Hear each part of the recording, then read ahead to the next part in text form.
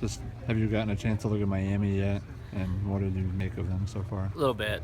Very talented. Have stacked up a few really good recruiting classes in a row. Done pretty well with the draft. Two good left-hand starters at the top of the rotation. Offense that reminds me a lot of Louisiana in terms of good balance of speed, power, and solid hitting skills throughout, and College World Series type team.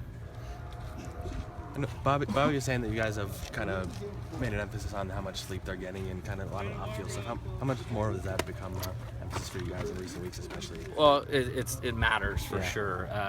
We kind of assume that everything counts. When it comes to preparation, sleep's a big part of that.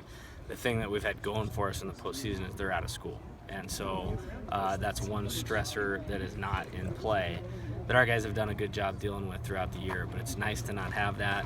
I think they've been able to rest. I think getting home for a couple days was great, and I think that will benefit us having a few days to train here and to sleep in their own beds. Is that especially important for the pitchers when they're going out there maybe more often than they would in the regular season kind of thing? Yeah, I think it helps everybody. Yeah. It helps our coaches. I think it helps, somebody like Cesar is catching a lot of games and a lot of heat. And then obviously the pitchers as well. And, we kept in a pretty good routine on the road. And then now I like it because it's almost like a normal week. And the more we keep things normal, I think that will serve us well. How much did having that day of rest yesterday help with not just the pitching, but obviously you're saying Cesar as well? Yeah, I think it's huge. This was a grind. We played 2 on Sunday, 2 on Monday, in a very hostile environment, and then bust for 7 or 8 hours on Tuesday, and then went Friday, Saturday. So to get a chance to reset here, I think is a good thing. Everybody at this point of the year, when you're 65 games into it, is beat up a little bit. So I think that will benefit us a lot. Is it tough to try to kind of keep a sense of normalcy, even though you kind of know what's coming? And yeah, sure. And we've done a lot of work in the last 36 hours as a coaching staff on how we can do that. The practice plan or the training plan will look very similar to what we do in the regular season. Today and tomorrow will be about our guys and individual player development and work on some things with some guys we want to. And then as you get out there and get later into the week, we'll do some game prep for Miami. How do you keep them relaxed in the middle of all the fan fests and the opening ceremonies and all the stuff around Omaha? It's good. Now that we know our game time, we're pretty close to having our flight time dialed in. We'll be able to set a good itinerary, which will really be no different than another trip. And the thing that we will work on is simplicity, because there's other things that go along with being at the College World Series and responsibilities that you take care of. But in reality, we're in a tournament, and you're never in a tournament without, the goal of being the last team standing. And this team has, won 3 tournaments this year, 1 in the regular season and then the last 2. So I think we have some good experience that will prepare us for that. And more than anything else, this team always comes with a really good mindset, and we'll really fall back on that as we move forward. Now that you know it's Miami, what can you tell us about what you've seen on them? Just like I was saying, extremely talented, College World Series looking team in terms of bodies, really good balance of power, speed, athleticism, a couple good, front of the rotation starters, good bullpen, and a team that was there last year, and so they'll have that experience. And I can't wait for the challenge. When you think about playing in the College World Series, you think about playing programs like Miami, and it's a great opportunity for us. If you needed to, is Haug available to catch or hit? Yeah, he's good. He played in Lafayette, so he's good to go. Yeah. And then, sorry if you've been asked this, have you decided on a starting pitcher for Saturday? Yeah, no decision. We need to get further into our preparation for that, and then we'll figure that out as we go. We're fortunate to have 4 or 5 really good options, and so we'll determine what's best and setting up the first couple games, and then we'll go from there. Now you're getting into playing games every day for almost about a week. Yeah. How do you start to manage your arms a little differently than the regular season? Yeah, I think it's good. We did some unique things during the regional in terms of their sleep and their rest patterns, of having them, take naps, that sort of thing, go to bed, wake up, work out, eat, go back to bed, to give them almost a simulation of another day's rest. and that was successful for us.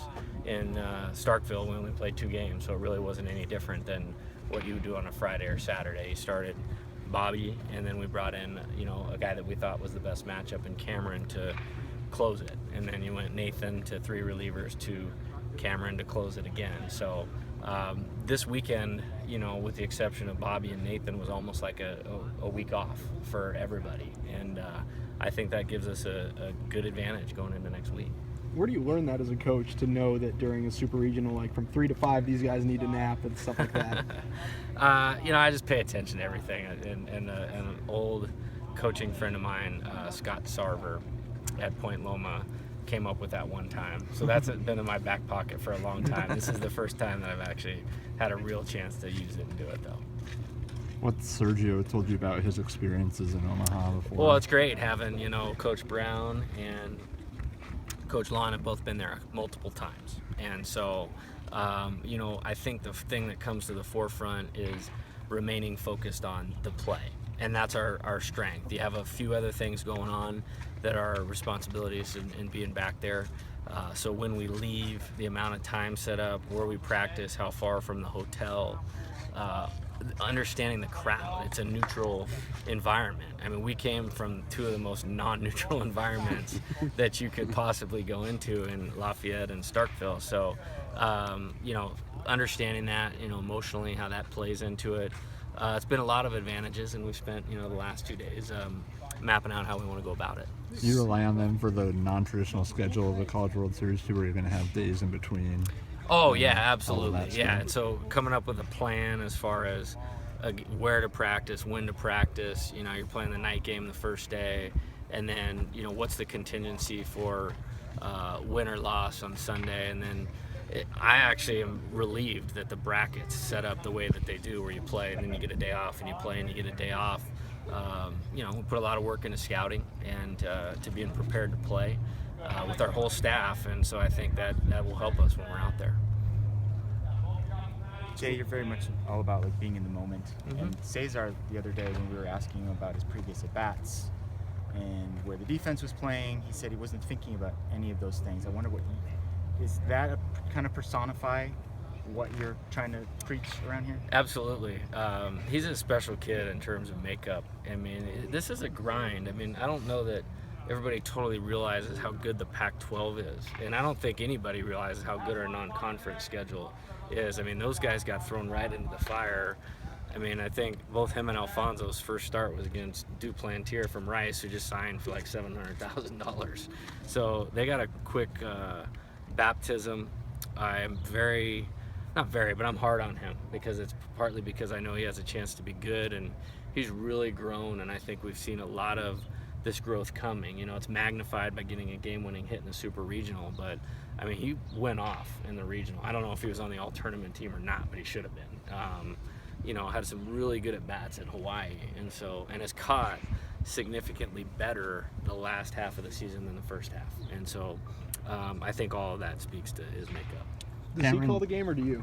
Oh, we call the game from the dugout. Yeah. Cameron was saying yesterday that when he looks at replays, that Cesar makes balls that weren't strikes look like strikes. Yeah. Is that his biggest asset? Yeah, him and Ryan do a really good job of that. And, we don't strike out a ton of guys as a pitching staff. And so when you have that, you need to get as many strikes as you can to keep yourself in advantage counts for the pitcher, so you can throw what you want them to hit instead of having to maybe give in.